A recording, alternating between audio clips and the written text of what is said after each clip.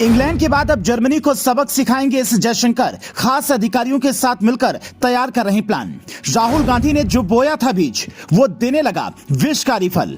यूरोपीय देशों से पीएम मोदी को फिर लेना होगा हिसाब। वो 3 सबूत जो बताएंगे, दुनिया के दबाव में नहीं आती पीएम मोदी। 56 इंच का सीना तानकर कहते हैं भारत पहले।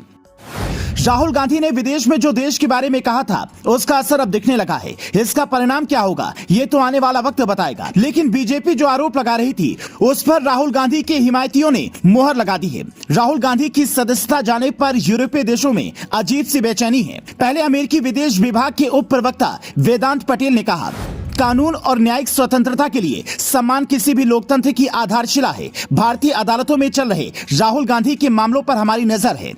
भारत के अंदरूनी और अदालत के फैसले पर नजर रखने वाला अमेरिका कौन होता है, ये बात क्या राहुल गांधी बोल पाएंगे? इतना ही नहीं, अब जर्मनी के प्रवक्ता ने राहुल गांधी पर कहा, हम उम्मीद करते हैं कि राहुल गांधी पर कार्रवाई करते समय न्यायिक स्वतंत्रता के मानक और मौलिक लोकतांत्रिक सिद्धांत के अधिकारों को ध्यान में रखा जाएगा।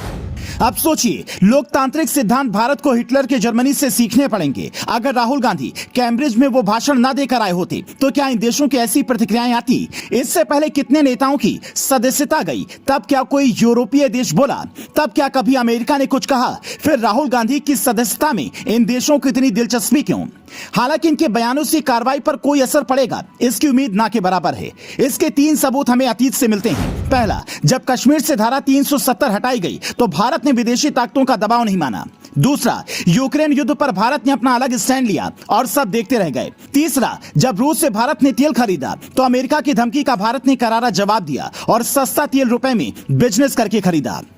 पीएम मोदी ने इन सब मामलों में कभी कुछ नहीं बोला, लेकिन 56 इंच का सीना उनके फैसलों और विदेश मंत्री एस जयशंकर के बयानों में साफ दिखा। अब फिर से जर्मनी को जवाब देने की तैयारी एस जयशंकर कर रहे हैं। सूत्रों के हवाले से खबर है कि अधिकारियों को तलब किया गया है। हो सकता है कि जर्मन राजनयिक को भी एस जयशंकर बुलाएं और सीधे जवाब दें, क्योंकि हाल ही में जब इंग्लैंड में खालिस्तानियों ने भारतीय उच्चायोग से तिरंगा हटाकर खालिस्तानी झंडा लगाया, तो भारत ने उनके उच्चायोग से सुरक्षा कम कर दी, जिसका मतलब था कि हम भी आपको उतनी ही सुरक्षा देंगे जितनी आप हमें अपने देश में दे रहे हैं। 13 अप्रैल 2022 को जब विदेशी पत्रकार ने एस जयशंकर से सवाल किया कि भारत में अल्पसंख्यकों और ह्यूमन राइट्स की जो स्थिति है, उस पर अमेरिका नजर रखे हुए है। इस सवाल का जो जवाब जयशंकर ने दिया, वो नए भारत की नई नीतियों की पहचान है और देश के 56 इंच सीने को दर्शाता है। एस जयशंकर ने अमेरिका की विदेश मंत्री के सामने बैठकर आंखों में आंखें डालकर कहा था कि अमेरिका में हो रहे ह्यूमन राइट्स के उल्लंघन पर हमारी भी नजर है।